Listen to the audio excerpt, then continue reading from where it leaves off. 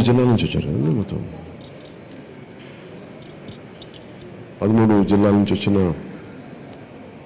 Teachers అందరికీ మనస్ఫూర్తిగా Janasena party తరఫున మీ అందరికీ స్వాగతం పలుకుతూ ఉన్నాను. చాలా కోఇన్సిడెంటల్గా ఇప్పుడు నేను 84లో 80స్లో నెల్లూరులో చదువుకొని నన్ను ప్రభావితం చేసింది మా టీచర్లు. వాళ్ళ దగ్గర వేల కోట్లు లేవు, ఉన్నతమైన కుటుంబాల నుంచి రాలేదు, చాలా మామూలు దిగువ మధ్య తరగతి, ఇంకా ఇంకా ఇంకా ఆ స్థాయి నుంచి ఆ టీచర్లు చెప్పిన పాఠాలు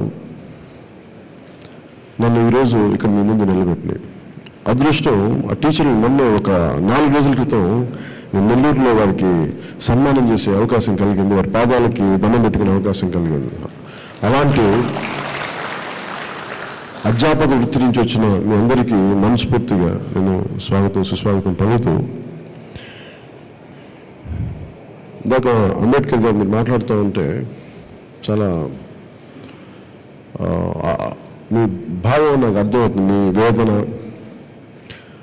ఎందుకంటే విద్యా వ్యవస్థ నిర్వీర్యం అయిపోయింది, విద్యా వ్యవస్థని సంపూర్ణ నిర్వీర్యం చేస్తున్నారు.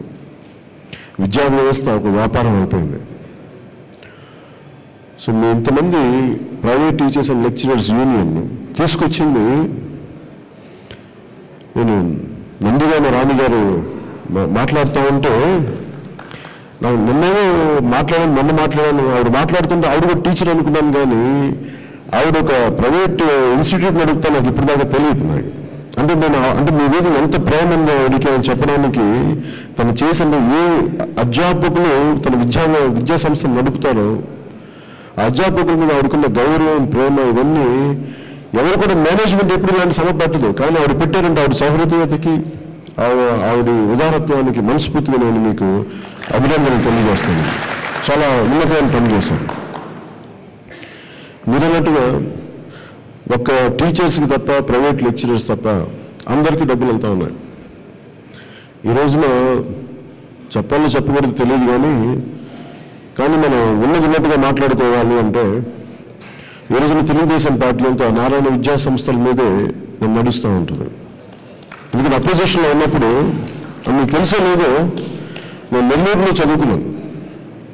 నెల్లూరులో చదువుకున్నప్పుడు మా టీచర్ నాకు వినయ్ బాబు గారు ఉండాలి. ఆయన నేను ఎంఈసీ మ్యాథమెటిక్స్, ఎకనామిక్స్, కామర్స్, నేను మ్యాథమెటిక్స్ పాఠాలు ఆయన తీసుకునేవాడిని. నా స్నేహితులు కొంతమంది ఎంపీసీలో ఉండేవాళ్ళు. ఫిజిక్స్ కెమిస్ట్రీకేమో మ్యాథమెటిక్స్కి ఇక్కడికి వచ్చేవాళ్ళు. ఫిజిక్స్ కెమిస్ట్రీకి మ్యాథమెటిక్స్ మిగతా సబ్జెక్ట్స్కి నారాయణ గారి దగ్గరికి వెళ్ళేవాడు. సో నారాయణ గారు ఈరోజు మంత్రిగా కాదు, నాకు ఆయన ఒక లెక్చరర్గా తెలుసు. హర్నాథ్పురంలో చిన్నపాటి లెక్చరర్గా తెలుసు. ఆయన అంచెలంచెలుగా ఎదిగి చాలా బలమైన స్థాయికి వెళ్ళిపోయారు. ఒక ముఖ్యమంత్రిని ఆదుకునే స్థాయికి, ఒక పార్టీని నడిపించే స్థాయికి వెళ్ళారంటే విద్య ఎంత బలంగా ఉంది, విద్య ఎంత బలమైన వ్యాపారంగా మారింది అనడానికి చాలా గొప్ప నిదర్శనం. దాన్ని మంచిగా తీసుకోవాలా, చెడుగా తీసుకోవాలా అంటే కూడా ఒకవైపు క్వాలిటీ ఎడ్యుకేషన్, ఎందుకంటే ఆయన ట్యూషన్స్ బాగున్నాయని చెప్పి అందరూ వెళ్ళేవాళ్ళు. అలాగే దానివల్ల స్కూల్ పెట్టాల్సి వచ్చింది. ఒక అసహజమైన అభివృద్ధి జరిగింది. పరిణామ క్రమంలో, సహజ క్రమంలో మనకు ఎవరైతే తోడ్పాటును అందిస్తున్నారో, మన ఎదుగుదలకి ఎవరైతే కారణమో ఆ అధ్యాపకులు మనం సరిగ్గా చూసుకోకపోతే, ఆ టీచర్స్ని సరిగ్గా చూసుకోకపోతే, వాళ్ళు కన్నీళ్లు పెడతా, వాళ్ళ ఏడుపులతోటి, వాళ్ళ కష్టాలతోటి వాళ్ళ పిల్లలకి ఏ విద్యా బుద్ధులు నేర్పించగలరు, వాళ్ళ పిల్లలకి ఏ నైతిక విలువలు చెప్పగలరు. ఎందుకంటే నేను చిన్నప్పుడు చీరాల్లో చదువుకున్నప్పుడు మాకు సంత కన్నింటి ఉండేది. నాకు ఒకటే హాల్, మధ్యలో తడికలు ఉండేది. ఆ తడికలతో నా తెలుగు టీచరు పెద్ద ఆయన, పాపం ఆయన మాట్లాడితే వాళ్ళ కూతురు వచ్చింది. నేను 1వ తరగతి 2వ తరగతి. ఆయన కూతురు ఊరికి వెళ్ళాలంట, డబ్బులు లేవు. వాళ్ళ నాన్నగారు నేను వచ్చాడు అంటే వచ్చింది. మా తెలుగు లెక్చరర్ టీచర్ ఆయన, పాపం ఆయన లేక నన్ను అడుగుతున్నాడు, బాబు ఒకసారి మీ ఇంట్లో వాళ్ళకి ఆయన పాప ఇవ్వగలరా, నా కూతురుని పంపించాలంటే నాకు ఆ వయసులో నా కన్నీళ్ళు వచ్చేసింది. నాకు ఆయనకి ఎలా హెల్ప్ చేయాలో తెలియలా. ఇప్పుడు మా ఇంటికి వెళ్ళి డబ్బులు అడిగే స్థాయి నాకు లేదు. నాకు నిజంగా ఆ రోజున అధ్యాపకుడు కష్టం, పాఠాలు చెప్పే మాస్టర్ ఎంత ఉంటుందో, బతకలేని బడిపంతులు అంటాం. ఎందుకు వచ్చింది ఈ పదం? ఇవన్నీ చూస్తే నాకు చాలా బాధ కలిగేది. ఆ రోజు నుంచి అందుకని నాకు టీచర్ల మీద చాలా గౌరవం. ఎందుకంటే టీచర్లు నిజంగా ఇందాక మీరు అన్నట్టు అంబేద్కర్ గారు మీరు అంటుంటే ఒక మనిషిని చంపేస్తుంటే చుట్టూ చోద్యం చూసే జనం ఎక్కువ అయిపోయారంటే స్పందన లేని సమాజం అయిపోయింది. వ్యాపార ధోరణి ఉన్న సమాజం. ఈ వ్యాపార ధోరణి ఉన్న సమాజం మారాలని టీచర్ వ్యవస్థ సమూలంగా వారిని ఆదుకోకపోతే, ఇలా మీరు మాట్లాడుతుంటే చాలా విలువైన విషయాలు బయటకు వచ్చినాయి. చదువులు చదివేస్తున్నాం, ఉద్యోగాలు లేవు, గత్యంతరం లేక వేరే దారి లేక ప్రైవేట్ సంస్థలకు వెళ్తున్నాం. ఉద్యోగాలు ప్రభుత్వాలు కల్పించలేక ఉన్న ప్రభుత్వ పాఠశాలలను చంపేసి నిర్వీర్యం చేసి గత్యంతరం లేక దారి కొన్ని లేక ప్రైవేట్ విద్యా సంస్థలకి వెళ్తా ఉంటే నాకు అర్థం కాని ఒక మేనేజ్మెంట్ స్కూల్ నడిపి నందిగా చెప్తా ఉంటే చాలా ఆశ్చర్యం కలిగింది. వాళ్ళకి మీరు విద్య అంటే మీకు ఇన్ని అడ్మిషన్ తీసుకుని వాళ్ళకి టార్గెట్ చేయడం టీచర్స్ పాఠాలు చెప్పడం, అంతేగాని మీరెళ్ళి విద్యార్థులు తీసుకురండి అని చెప్పడం, మీరెళ్ళి వసూలు చేయడం ఏంటి అంటే ఇవన్నీ ఒక బానిస బతుకు అయిపోయింది. ఏది గురు బ్రహ్మ, గురు విష్ణు, గురు దేవ మహేశ్వర్ అలాంటి దాన్ని మీరు కూర్చోబెట్టి మీరు బానిసత్వానికి ప్రతీకగా చేస్తే మరి గురువు ఏం పాఠాలు చెప్తాడు? ఆత్మగౌరవం లేని చోట గురువు ఏం పాఠాలు చెప్తాడు? ఏ విలువలు బోధిస్తాడు? ఏ నైతికంగా మనం ముందుకు తీసుకెళ్తారు సమాజాన్ని? ఇవి గతంలో కూడా నేను కాంట్రాక్ట్ లెక్చరర్స్ దగ్గర నుంచి, ప్రైవేట్ టీచర్స్ దగ్గర నుంచి నేను వింటా ఉన్నాను. అలాగే మీరు ఈ non local teachers association Telangana నుంచి వచ్చినప్పుడు కూడా నేను మొన్న నెల్లూరుకి వెళ్ళినప్పుడు మా టీచర్స్ని కలిసాను. అసలు మా నలుగురు టీచర్స్ ఉన్నారు, ఒకళ్ళు లేరు, ఒక 5-6 మంది టీచర్స్ని మా క్లాస్మేట్స్ కూడా ఉన్నారు. వాళ్ళందరూ సన్మానం చేశాం. అది నేను ఎక్స్పెక్ట్ చేయలేదు, చాలా ఆనందం కలిగించింది. ఇది వారి గురించి మాట్లాడుతుంటే నాకు అనిపించింది, ఈ ఒక పాట గుర్తొచ్చింది. మా టీచర్తో మాట్లాడుతూ ఉంటే ఆవిడ చెప్పింది 3 కాళ్ళ ముదుసులని ఒక పాట ఉంది చిన్నప్పుడు మాకు స్కూల్లో, పద్య భాగం అనుకుంటాం. మొదటి స్టాంజాలో ఒక రాజు వేట నుంచి తిరిగి వస్తూ ఉంటే నాకు ఒక ఎంతైన దృశ్యం కనపడింది. కాటికి కాళ్ళ చెప్పుకుని ఒక ముసలివాడు తినేసిన మామిడి టెంకని నాటుతూ ఉన్నాడు అని రాజు, మంత్రి, సేనాధిపతి కూర్చోబెట్టి అతని మీద జోకులు వేస్తాడు. ఆ పద్యంలో అంటాడు, ఎరా ముసలివాడా నువ్వు కాటికి కాళ్ళు చెప్పుకొని కూర్చున్నావు, నీకు ఎంత ఆశరా, నీకు తినేసిన మామిడి టెంక నాటుతున్నావు అంటే నీకు ఎంత బతుకు మీద ఎంత ఆశ ఉందని నవ్వుతూ ఉంటే పరిహాసం చేస్తే అతను చాలా సహృదయతోటి మంచి మాటతోటి కంఠంతో అంటాడు, పక్కన తన మనవుని చూపించి, అయ్యా ఈ మొక్క నాటుతుంది నా కోసం కాదు, నాకు తెలిసి నేను కాళ్ళు చాపుకున్నానని, కానీ నేను పెట్టింది నా మనవడి తరం కోసం చెట్టు నాటుతున్నాను అని చెప్పి. అంటే పెద్దలు ఎలా ఉండాలి అంటే ఒక తరాన్ని 2 తరాలను ముందు చూడగలగాలి. ఇందాక అంబేద్కర్ గారు మీరు చెప్తుంటే చాలా ఉన్నతంగా అనిపించారు. మీరు చాలా గొప్ప, చాలా ఉన్నతమైన విషయాలు చెప్పారు. నా మధులైన విషయాలు మాట్లాడారు, చాలా గొప్పగా మాట్లాడారు. ఇది ఇలాంటి నేను ఒక తరం ఎందుకు చెప్తున్నాను, తెలంగాణ టీచర్స్ అంటే ఎందుకు గుర్తొచ్చిందంటే, నాన్ లోకల్ టీచర్స్ అని మాట్లాడుతుంటే రాష్ట్ర విభజన జరిగినప్పుడు ఒక్క బాధ్యత లేని నాయకులు, బాధ్యత రాహిత్యంతో కూడిన ఎమ్మెల్యేలు, ఎంపీలు, బూతులు తిట్టే ఎమ్మెల్యేలు, ఇలాంటి వాళ్ళు మనల్ని పరిపాలిస్తుంటే సవ్యమైన రాజ్యం, సవ్యమైన పాలన ఎలా సాగుతుంది? అయినా ఈ రోజున non local teacher association of Telangana ఇది నా మొదటిసారిగా నాకు రిప్రజెంటేషన్ ఇవ్వటం. ఇది రాష్ట్ర విభజన జరుగుతున్నప్పుడు చాలా బలమైన పెద్దలు ఉన్నారు, అనుభవజ్ఞులు ఉన్నారు. ఒక రాష్ట్ర విభజన జరుగుతున్న ఏ సమస్యలు ఉత్పన్నమవుతాయి, ఒక కాటికి కాళ్ళ జాపుకున్న ముసలి ఆయన రాబోయే తరం కోసం ఇంత ఆలోచించగలుగుతాను, మనవడి తరం కోసం ఆలోచించగలుగుతాను. వచ్చే 5 సంవత్సరాల్లో కూడా ఆలోచించలేని దౌర్భాగ్యం మన రాజకీయ నాయకులు చేస్తారు. దానికి పర్యావసానమే రాష్ట్రం విడిపోతుంటే ఏ సమస్యలు ఉంటాయి, మన హక్కులు కోల్పోతున్నాం, ఉమ్మడి రాష్ట్రంలో ఉన్నాం. రాజధాని హైదరాబాద్ రాజధాని అనుకుని వెళ్ళిన తర్వాత అక్కడ కొంతమంది ఉండిపోయారు. ఇందాక ఆయన ఎందుకు పెద్ద మాట్లాడలేదంటే ఆ సమస్య నాకు చాలా గుండెలో ఉంది. అక్కడ రకరకాలుగా ఉంటుంది. నీ ప్రాంతీయతను పెట్టి పరిహాసం చేస్తారు. ఎలా ఇంకా రాష్ట్రం వచ్చింది ఇంకా మీ ఊరికి పోలేదా? ఆ వెటకాలను పడాలి. వాళ్ళని తప్పులు చేశారు. వాళ్ళ తల్లిదండ్రులు చెప్పిన విద్యార్థులు నేర్చుకుని ఉద్యోగం కోసం పట్టుకోటు కోసం వెళ్తే రాజకీయ నాయకులు చేసిన తప్పులకి వాళ్ళకి శిక్ష ఏంటి? ఈ రోజుకి ఒక్కళ్ళు మాట్లాడటానికి అవకాశం లేదు. అసలే మూలిగే వ్యవస్థ మీద తాటిపండు పడ్డట్టుగా, మూలిగే తాటిపండు పడ్డట్టుగా మళ్ళీ దాని తోడు ఒక్క సింగిల్ స్ట్రోక్ తోటి మనది మనకి కులవృత్తులతో కూడిన సమాజాలు, వెనుకబడిన వర్గాలు, కొన్ని కులాలు ముందుంటే కొన్ని కులాలు వెనుకుంటే అలాంటి కులాలు ఒక ప్రాంతంలో ఒకలా ఉండవు. అలాంటి కులాలకు సంబంధించిన టీచర్లు అక్కడికి వెళ్తే ఒక్క సింగిల్ పెన్ స్ట్రోక్ తోటి దాదాపు 20 వెనుకబడిన కులాలని ఓసీ కులాలకు వెళ్ళిపోయాయి. ఒకవైపు పక్క రాష్ట్రంలో ఇటు ఆంధ్రప్రదేశ్లో బీసీలు అయితే వేరే రాష్ట్రంలో వాళ్ళు ఓసీలుగా ఉండిపోయారు. వాళ్ళ పిల్లలకి ఆ రిజర్వేషన్ కోల్పోయారు. దానికి తోడు అక్కడ ఉండిపోవాలి, పరిహాసం, చిత్కారాలు, చీదరింపులు, వాళ్ళ గురించి మాట్లాడే వాళ్ళు ఎవరు లేరు. నాకు ఇవన్నీ ఒక్కటి కాదు రెండు కాదు సమస్యలు ఏ మూలకెళ్ళినా. ఈరోజు నాకు చాలా ఆశ్చర్యం ఉంది. Private teachers and lecturers union 6 లక్షల మంది ఉన్నారు. ఒకళ్ళు కాదు, ఇద్దరు కాదు, 6 లక్షల మంది జీవితాలు. 6 లక్షల మంది అంటే నాకు 6 లక్షల మంది కాదు, కనీసం వాళ్ళు 30 మంది విద్యార్థులు కనీసం తక్కువలో తక్కువ ప్రభావితం చేసే 6 లక్షల మంది. మీరు 6 × 30 మంది చేసుకుంటే ఎంతమందిని వాళ్ళు ప్రభావితం చేయగలరు? ఒక 10 సంవత్సరాల కాలంలో కొన్ని కోట్ల మందిని పంపించగలరు బయటికి వాళ్ళు. మరి వాళ్ళు కన్నీళ్ళతో ఉంటే ఎట్లాగా? వాళ్ళ కష్టాలతో ఉంటే ఎట్లాగా? సెలవులు ఇప్పుడు చూస్తూ ఉంటే అంబేద్కర్ గారు మీరు ఇచ్చండి.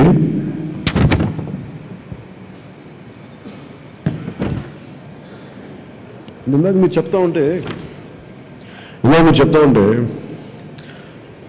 ముస్లిం పండుగకి మీరు ముస్లింల విద్యార్థులకి ఇవ్వడం ఇవన్నీ చిన్నప్పటి నుంచి ఉండే మా స్కూల్లో కూడా ఉండేది. నాకు కొత్త కాదు, నాకు అర్థమయ్యేది కాదు. అంటే హిందువుల పండుగలకి ఏమో అందరికి ఇస్తారు కానీ ముస్లిం పండుగలకి మొత్తం అందరు రావాలి, ఓన్లీ ముస్లిం విద్యార్థులకి ఇస్తారంటే నాకు ఉండేది. అలాగా సెకండ్ సాటర్డే కూడా చాలా కోరిక ఉండేది. అంటే చాలా ప్రత్యేక పరిస్థితుల్లో తప్ప ఒక అకాడమిక్ ఇయర్ని 3 నెలలు కుదించడం చాలా తక్కువ సార్లు కుదిస్తాం. ప్రత్యేక పరిస్థితుల్లో ఒక ఉద్యమాలు జరుగుతుంటే, సమస్యలు, శాంతి భద్రత సమస్యలు ఉన్నప్పుడు. అలాంటిది రకరకాల కారణాలకి మీరు చెప్తుంది దాదాపు 10 పాయింట్లు రాశారు. ఆదివారం మరి 2వ శనివారం జాతీయ సెలవు దినాల్లో మాకు ఎటువంటి సెలవులు ఇవ్వకుండా మమ్మల్ని వాడుకుంటున్నారు. రోజుకి 10 నుంచి 12 గంటలు కాళ్ళ మీద నిలబెట్టి పని చేయించుకున్నారంటే నిజం. బోర్డుల మీద రాయాలి, మాట్లాడాలి. నేను 2-3 పిల్లల్ని, నా సొంత బిడ్డల్ని వాడితో ఒక రోజు ఉండాలని అలసిపోతాను. మా టీచర్ల మీద నాకు ఇప్పుడు ఎంత ప్రేమ వచ్చిందంటే నా టీచర్ల మీద అరే మేము ఎంత ఏడిపించాం.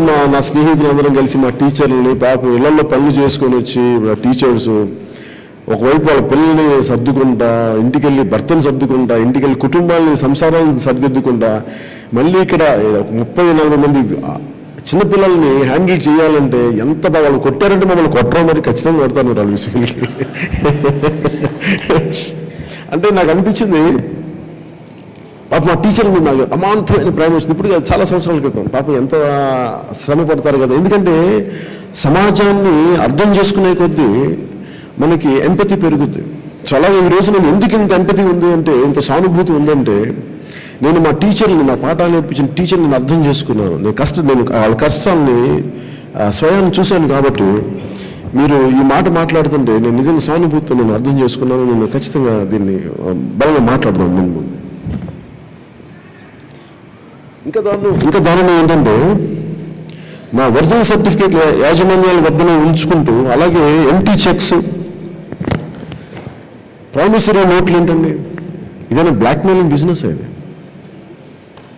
విద్యా వ్యవస్థ లేదంటే బ్లాక్మెయిలింగ్ చేస్తారు? ఏదైనా మాఫియా వ్యవస్థ. అంటే విద్య మాఫియా అయిపోయిందంటే ఇంతకుమించి ఇంకేం నిదర్శనం కావాలంటే వేరే నిదర్శనాలు ఏం అవసరం లేదు. విద్య మాఫియా అయిపోయింది. అలాగే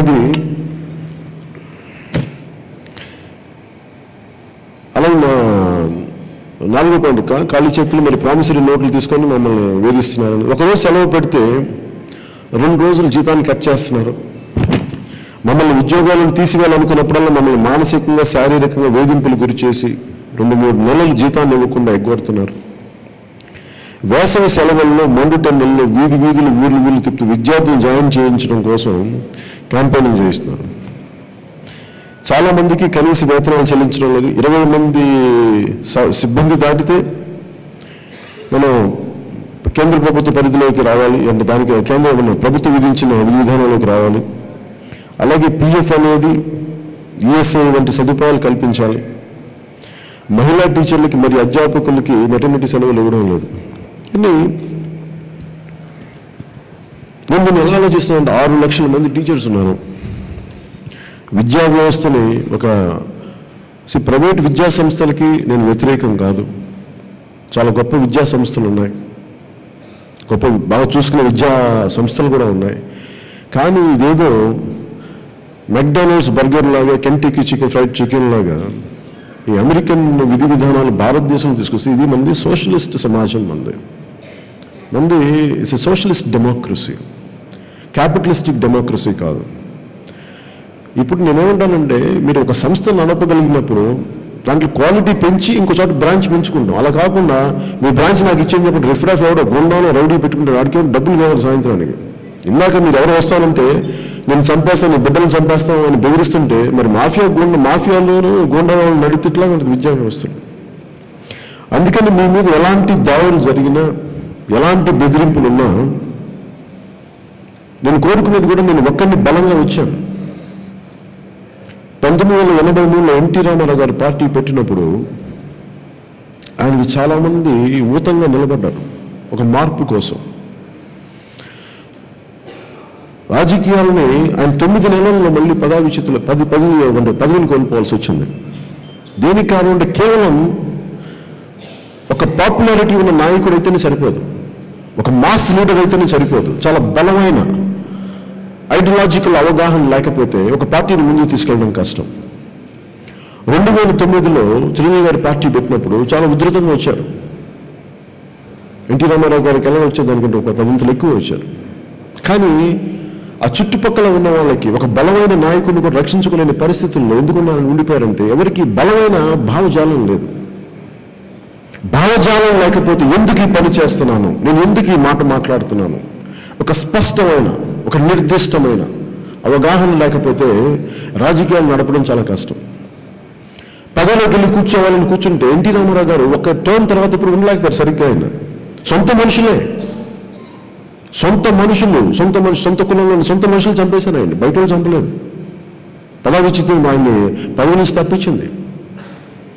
అంటే ఇక్కడ కులం లేదు, మతం లేదు, ప్రాంతాల అవకాశవాదమే ఉంది, దోపిడీగా ఉంది. గంటా గారు technical minister, education minister, Narayana గారు ఎడ్యుకేషన్, వీళ్ళందరూ డిఫరెంట్ కులాలు, ముఖ్యమంత్రి గారు కులం, కానీ అందరూ కలిపి దోపిడీ విధానం మటుకు ఒకటే అందరికీ. మరి ఇందులో ఎక్కడ కులం? నాకు తెలిసి 2 కులాలు, దోపిడీ చేసే కులం, దోపిడీ గురయ్యే కులం, 2 కులాలు. మరి వీటిని మాట్లాడాలి అంటే నేను ఎందుకు కులం లేదు, మతం లేదు, ప్రాంతం లేదంటే నేను నేర్చుకుంది విద్యాబుద్ధులు నాకు దేశభక్తి నేర్పించింది ఒక క్రిస్టియన్ మిషనరీ స్కూల్ నేర్పించింది, Saint Joseph's English medium high school అని. ఒక చిన్నపాటి కాన్వెంట్, తడికలతో ఉన్న కాన్వెంట్ చిరాల్లో, వాళ్ళు నేర్పించారు నాకు దేశభక్తి, మోరల్ సైన్స్. నేను చిన్నప్పుడు చిరాలు చదువుకున్నప్పుడు ఒక పాఠం నేర్చుకున్నాను. రాణా ప్రతాప్ గురించి మోరల్ సైన్స్లో ఉండేది. ఆయన చాలామంది ఓడిస్తూ ఉంటే పారిపోయి అడవుల్లో దాక్కుంటే తిరిగి ఎలా వెళ్ళి యుద్ధం చేశాడంటానికి ఎన్నో గుహలో కూర్చుంటే ఒక సాలిపురుగు గూడు కడతా పడిపోతూ ఉండేది, మళ్ళీ పడిపోతూ ఉండేది. ఆ తిరిగి కష్టపడి కూడా గూడు అల్లుకుంటే దాని నుంచి ఆయన ఇన్స్పైర్ అయ్యి తిరిగి పోరాటం చేయడం ముందుకు వెళ్ళాడు. అదేంటంటే ట్రై టిల్ యూ సక్సీడ్. అలాగే మీకు కూడా చెప్తున్నాను, మీ కష్టాల మీద మీరు పోరాడండి, ఖచ్చితంగా మీరు గెలవండి. నేను మీకు అండగా నిలబడతాను. మీకు ఎలాంటి గుండాలైనా సరే, మీరు టీచర్స్, మేధావి నేను కత్తి పట్టడం, ఇద్దరు కత్తి పడతారు. గుండ వ్యక్తిగత అవసరాల కోసం కత్తి పడతాడు. కానీ ఒక టీచర్ ఆయుధం చేపడితే చాలా బలమైన ఉద్యమం అవుతుంది, చాలా బలమైన ఉద్యమం అవుతుంది. ఆయుధం అంటే మీకు కత్తులు కాదు, కటార్లు కాదు, AK-47 కాదు, మీ మాటే మీ ఆయుధం. మీ మాటే మీరు బలంగా ఉండి మీ 6 లక్షల మంది టీచర్లకి మీకు న్యాయం జరగాలి. ఎందుకంటే యాజమాన్యం ఇన్ని కోట్లు ఒక పార్టీని నడిపించగలిగే స్థాయికి ఒక ప్రైవేట్ ఎడ్యుకేషన్ ఇన్స్టిట్యూషన్స్ తయారైనప్పుడు, అంత డబ్బు ఉన్నప్పుడు మీకు అండగా నిలబడకపోతే చేసే దోపిడీ, దౌర్జన్యం, శ్రమ దోపిడీ. శ్రమ దోపిడీకి మేము వ్యతిరేకం, మీకు అండగా నిలబడాలి. ఇది ఒక పొలిటికల్ పార్టీగా నా బాధ్యత. సో 6 లక్షల మంది టీచర్లకి జనసేన మీ డిమాండ్స్ని మేము ముందుకు తీసుకెళ్లే అండగా మీకు ఉంటామని మీకు మనస్ఫూర్తిగా తెలియజేసుకుంటున్నాను. అలాగే రాజకీయ పార్టీలు కానీ, ప్రభుత్వాలు కానీ, ముఖ్యమంత్రి గారికి కూడా నేను చెప్తుంది, విద్యా సంస్థల నుంచి మీరు బస్సులు తీసుకోవటం మీ పార్టీ వ్యవహారాలకి ఇష్టపడిస్తే కొంతమంది ఇవ్వచ్చు కాక, ఉన్న 10-12 బస్సులని 2-3 ట్రిప్పులు, చిన్నప్పుడు సెకండ్ ట్రిప్ ఉండేవాళ్ళు స్కూల్లో. నువ్వు కొంచెం మీ ఇల్లు దగ్గర కంటే కొంచెం తర్వాత వెళ్తే కానీ దూరంగా ఉన్న పిల్లలు దింపేవాళ్ళు. ప్రయారిటీస్ తక్కువ, ఎకనామిక్స్. ఉన్న ఒక్క బస్సుని 2 బస్సులని మేము 2-3 ట్రిప్పులు తీసి మీరు సెకండ్ ట్రిప్కి వెళ్ళేవాడిని. అలాంటిది ఇంతమంది విద్యార్థులు నడిపే ప్రైవేట్ యాజమాన్యానికి మళ్ళీ ఎమ్మెల్యేలు కానీ, పొలిటికల్ పార్టీస్ కానీ, ప్రభుత్వాలు కానీ మీ అవసరాల కోసం విద్యా సంస్థలను వేధించకండి. బస్సుల కోసం, ఇతరత్ర వ్యవహారాల కోసం. It is violation of law. ఇది మీరు దయచేసి మర్చిపోవద్దు. ముఖ్యమంత్రి గారికి కూడా చెప్తున్నాను, it is violation of law.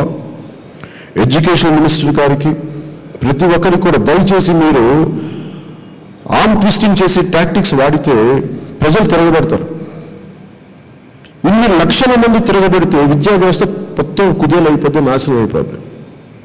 6 లక్షల మంది విద్యా సంస్థలకు కూడా, కార్పొరేట్ విద్యా సంస్థలకు నేను చెప్పదలుచుకుంది ఒకటి, యాజమాన్యానికి 6 లక్షల మంది మనకి 6 లక్షల మంది టీచర్లు ఒక్కరోజు మేము స్కూల్కి రాము అని చెప్తే మీకు మేము అండగా నిలబడతాం.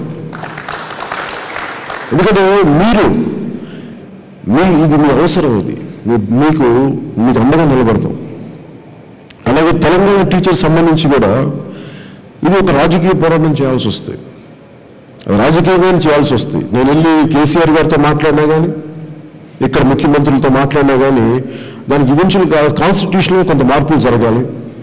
నేను ప్రభుత్వానికి కూడా డిమాండ్ ఏంటంటే, మీరు వాళ్ళని ఎయిదర్ ఆంధ్రప్రదేశ్కి ట్రాన్స్ఫర్ చేయండి, లేదా నాకు తెలిసిన మార్గం అక్కడ తెలంగాణ ప్రభుత్వం ఎంతవరకు ఒప్పుకుంటుందో లేదా సెకండరీ, వాళ్ళకి బీసీ స్టేటస్ ఇస్తాను సెకండరీ. కానీ ముందు అట్లీస్ట్ మీకు ఎమర్జెన్సీ చర్యల కింద ఆంధ్రప్రదేశ్ ప్రభుత్వం అక్కడ ఉన్న తెలంగాణ నాన్ లోకల్ టీచర్స్ని తిరిగి ఆంధ్రప్రదేశ్కి రప్పించే బాధ్యత ఆంధ్రప్రదేశ్ ప్రభుత్వం తీసుకోవాలి.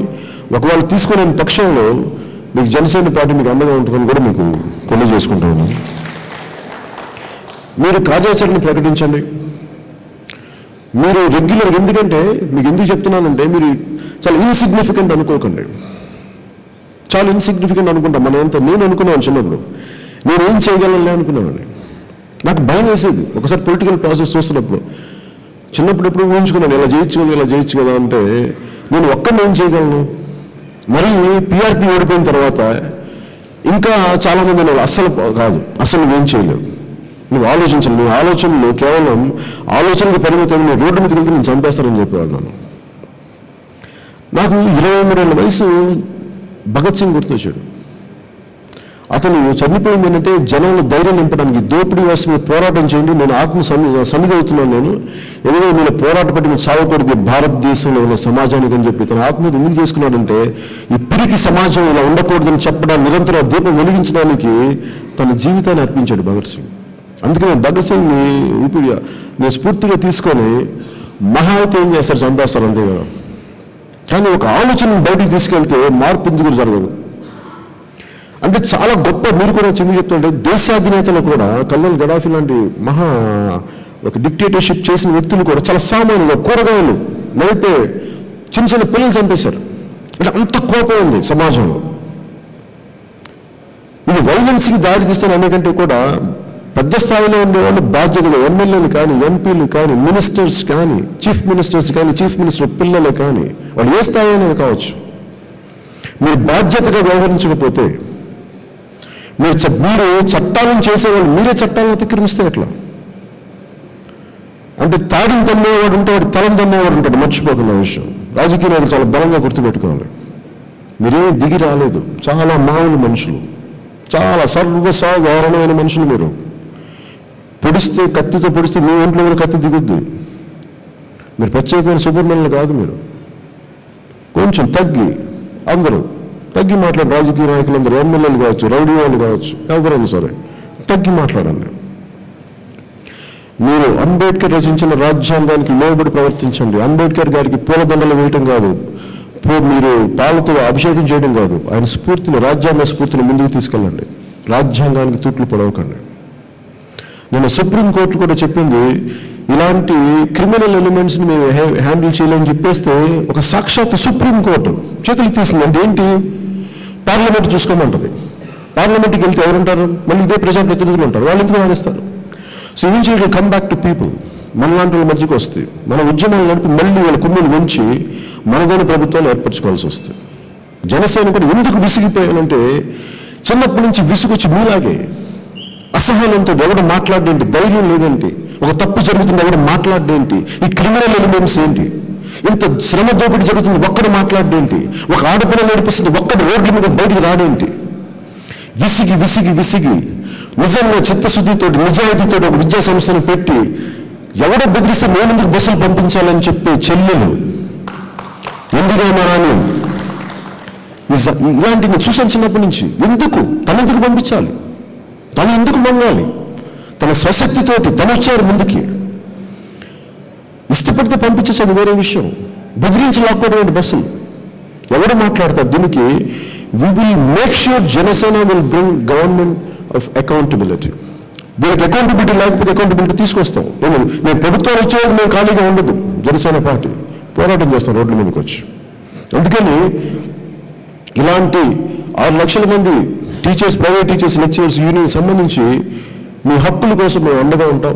మీరు ఒక కార్యాచరణ ప్రకటించండి, ప్రణాళిక ప్రకటించండి. అది మీరు విజయవాడలో కానీ చేయగలిగితే, నేను ఇంకోసారి ఉన్నప్పుడు దీన్ని ముందుకు తీసుకెళ్ళండి. ఎందుకంటే మీరు కానీ విద్యా వ్యవస్థను సరిచేయాలంటే ముందు రాజకీయ వ్యవస్థను సరిచేయాలి. అప్పుడు దాకా వీళ్ళకి విద్యా వ్యవస్థ సరికాదు. అందుకని మీరు ఎవరికి భయపడకండి, మనస్ఫూర్తిగా చెప్తున్నాను. మీరు ఎవరికి భయపడద్దు. మీరు చెప్తే, ఎందుకంటే మనం ఒక్కరిగా ఉన్నప్పుడు మనకు ధైర్యం సరిపోదు, కలిసి కట్టుగా ఉంటాం. మీకు ఈ రోజున జనసేన పార్టీ మీ 6 లక్షల మందికి మీరు ఊళ్ళకి వెళ్ళిపోతే ఒక్కొక్కరు అనిపించవచ్చు, కానీ మీ 6 లక్షలు ఒక్కొక్కరికి జనసేన మీకు అండగా ఉంటుంది. స్థానికమైన జనసేన పార్టీ మీకు అండగా ఉంటుంది. మీ హక్కుల కోసం నిలబడతాం, మీకు రావాల్సిన బకాయిల కోసం మేము నిలబడతాం తెలియజేసుకుంటూ సెలవు తీసుకుంటున్నాను.